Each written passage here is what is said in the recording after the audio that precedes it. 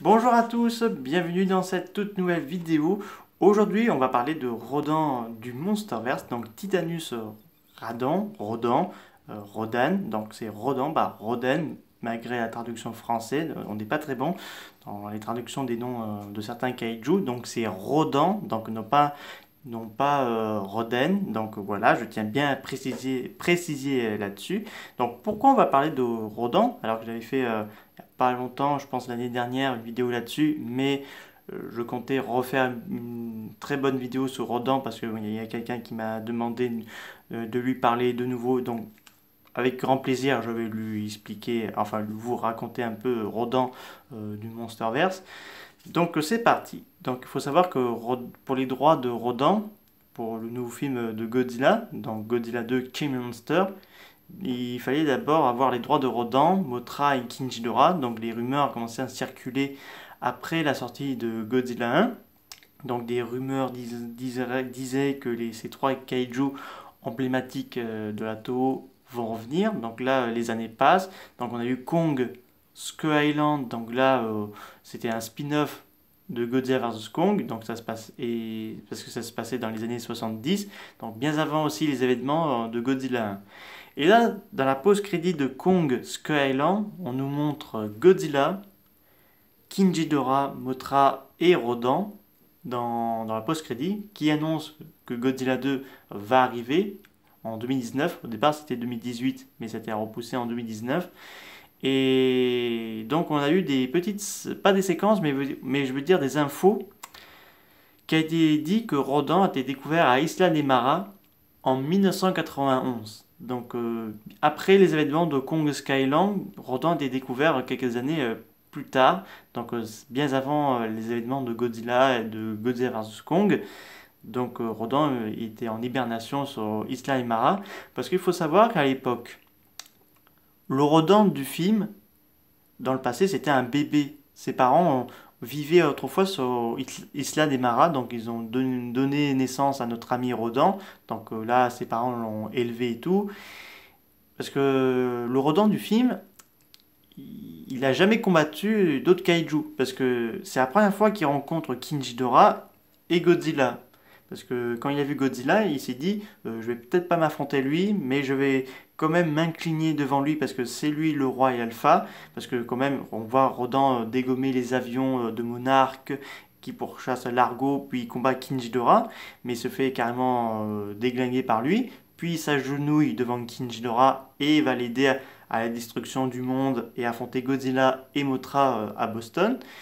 Et donc il a perdu facilement contre Mothra parce qu'il n'avait pas l'expérience de combattre d'autres kaiju. Ses parents oui, mais lui non. Et dans la fresque qui a été dévoilée cette année par Michael Dougherty, d'ailleurs c'est même lui qui a annoncé que Rodan n'a pas eu trop d'expérience au combat, c'est que l'un de ses ancêtres a combattu aux côtés de l'un des ancêtres de Godzilla et de Mothra contre King Ghidorah qui a attaqué la ville sous-marine, enfin qui était à la surface à l'époque. Donc Rodan était encore un patron d'expérience. Donc du coup c'est pour ça que dans le film il s'est fait carrément déglinguer par King Ghidorah et par Mothra. Donc, le look, ils ont décidé de mettre à Rodan un look assez style du Phoenix, mais aussi, je pense, de la version Showa, peut-être de la version 1956. Donc là, un look assez terrifiant et tout. Donc des griffes hyper longues, il vole très vite. À l'intérieur de son corps, il n'y a que de la lave en guise du sang. Enfin, il a quand même du sang, mais il a comme, enfin, on va dire que il y a de la lave qui traverse dans ses veines. Donc voilà. Il est très rapide. Et il vole, comme je vous ai dit tout à l'heure, et il a des ondes soniques, donc voilà, c'est le Rodan qu'on connaît là. Donc, mais t'auras bien voulu le voir un peu plus dans le film, ou que ce soit dans une suite, parce que peut-être dans la série Godzilla Apple Plus TV, on va te montrer que Rodan est en hibernation, parce qu'il faut savoir qu'après Isanemara, il est allé dormir dans un volcan au Japon. Et là, on va nous montrer la découverte de Rodan qui a été fait depuis un bon moment parce que le volcan commençait à avoir des activités volcaniques depuis quelques années. surtout en 1991 quand ils ont découvert le kaiju en hibernation. Et dans les suites, parce qu'on sait qu'il y a des nouveaux films qui vont voir le jour, on sait qu'on va voir Fils de Kong qui va voir le jour au cinéma. T'as envie de voir Rodan dans un film, peut-être pas forcément avec Kong, parce que je vois pas pourquoi Rodan et Kong vont se battre ensemble. Je verrais plus voir Rodan et Godzilla combattre ensemble contre un Biollante, euh, peut-être un Destroya ou même un Gigan ou un Space Godzilla, ou pourquoi pas même un Bargan.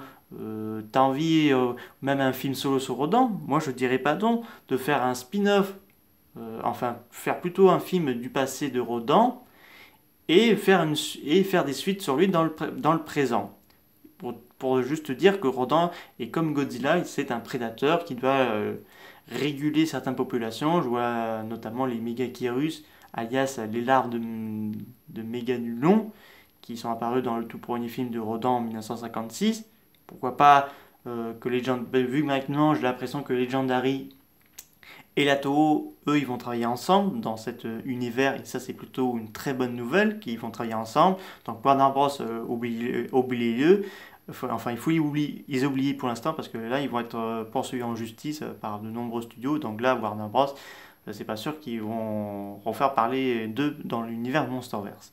Donc, j'ai envie de revoir Rodan dans un film solo comme au beau vieux temps, quoi, parce que quand même ça mérite d'un film solo sur lui, parce que on peut faire d'énormes opportunités, pourquoi pas faire une civilisation qui vénérait autrefois les ancêtres de Rodan, que ce soit à Isla Mara ou au Japon. Donc là, il y a un immense opportunité à faire, parce que là, c'est clairement dommage de ne pas faire un film sur lui.